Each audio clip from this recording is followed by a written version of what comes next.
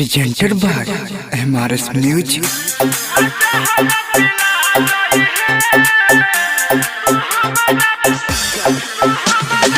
महिमा डीजे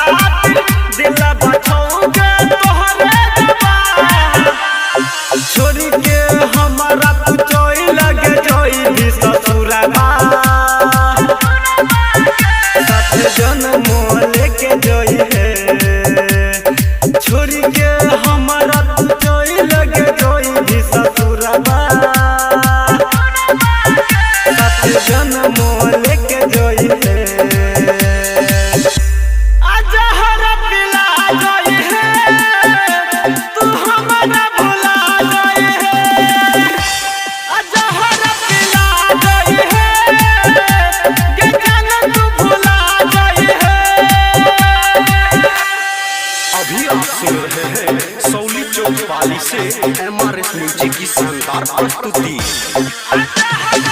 महिमा डीजे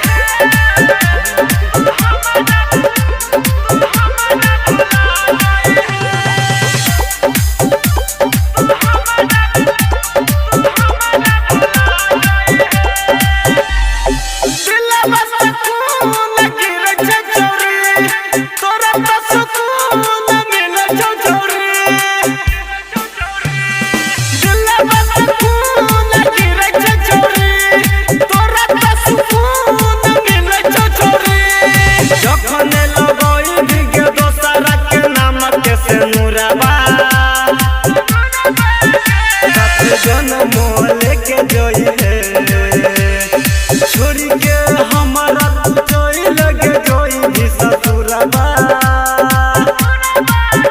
सात जन्म लेके जोई है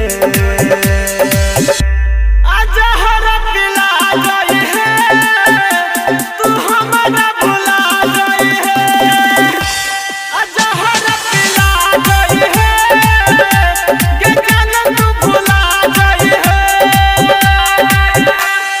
अभी आप सुन रहे हैं सौली चौक वाली से MRS म्यूजिक की शानदार प्रस्तुति। महिमा डीजे